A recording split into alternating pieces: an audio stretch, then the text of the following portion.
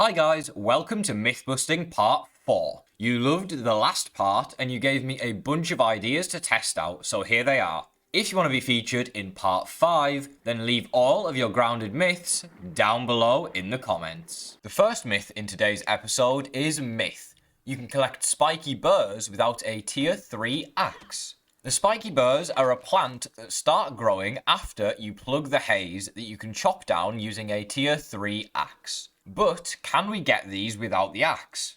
The answer is yes.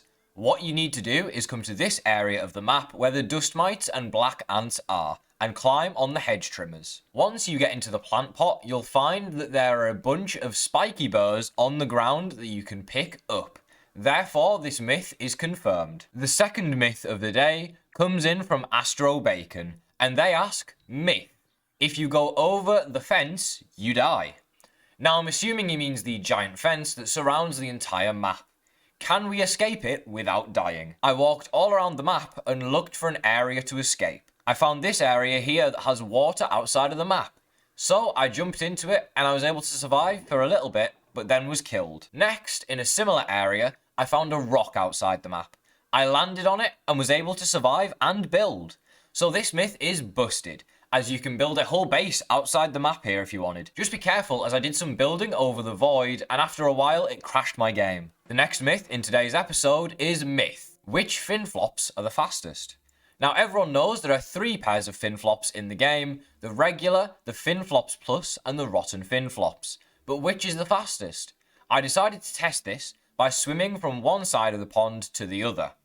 Note that this test isn't foolproof, but it should give us a good idea. The Fynnflops got a time of 26 seconds, the Rotten Fynnflops also got 26 seconds, and the Fynnflops Plus also got 26 seconds, which means they're all basically the exact same, and this myth is busted. So what is the point of the Fynnflops Plus? Do they just have more durability? Because they clearly give you the same protection as the normal Fynnflops, according to the game. Up next, we have a myth from Snapdragon. And they ask, myth, can you get into the gutters on the house? There's only one way to find out. I built up to the gutters on the house, and what I found was shocking. The gutters disappeared, but I found all of the fireflies in the game.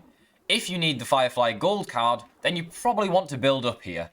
You can walk on the leaves, but not on the gutter, so be very careful not to fall. Myth confirmed, I guess. The next myth for today comes in from Terminator, and they ask, myth, the lava blade and wolf dagger poison stack together. Now, I don't know the answer to this, so let's test it out. I found a roly-poly, as they have a lot of health and poison works on them. I start by hitting him with the lava blade, and then wait to see the poison damage ticking down his health. Then I hit him shortly after with the Spider Fang dagger and wait. As you can see, the poison effect is ticking 2 times right after one another, which means he's being hit with both poison effects at once. Therefore, this myth is confirmed.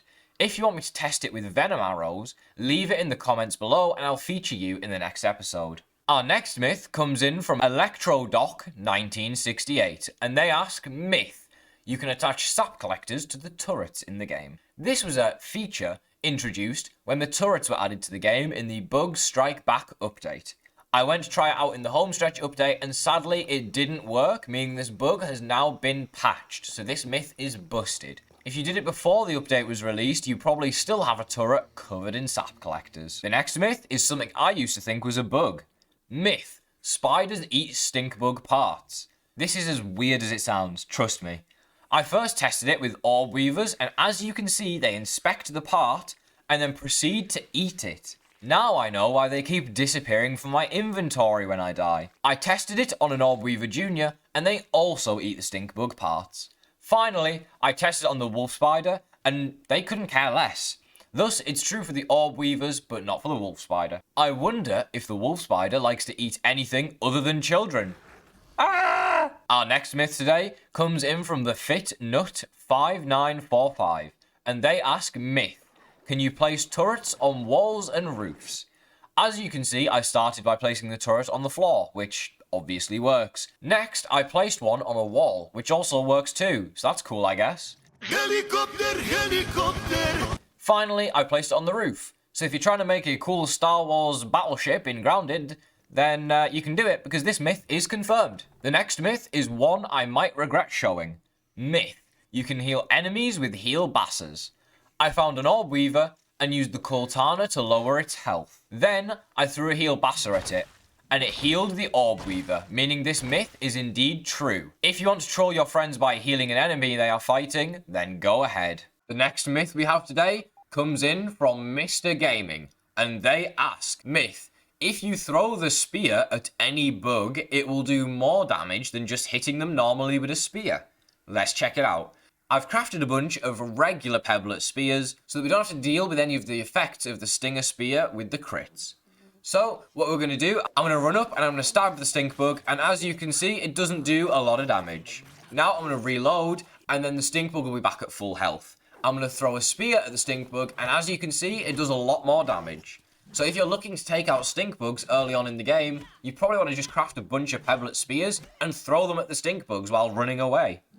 This myth is confirmed. The next myth is something the devs thought they had patched. Myth: you can get into the pond lab with no gear at all. Let's see. For this method, you will need the Mertine mutation, which can be obtained by finding 3 landmarks underwater. I recommend the wedding ring, sunken pot, and the pond depth's mouth. Come to this area here and swim straight down to this pipe, which is leaking air. Then, as soon as you get an air bubble, start swimming towards the pond depth's mouth, and follow the path I take into this pipe here. This will allow you to regain your oxygen and push a button which gives you a little checkpoint. Then, make sure you line yourself up properly so you are facing the right way, as you need as much air as possible. Then, jump down and swim towards the pond lab.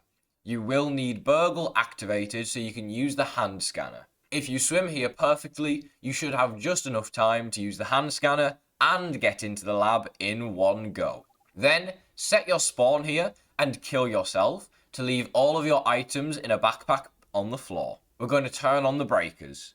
We start this by doing the 2 easy breakers in 1 breath of air and then killing ourselves afterwards. Then, swim out and get the breaker in the broken lab. This may take a few tries as the fan turns on and off. Then, pick up your gear and head into the pond lab, and you can complete it.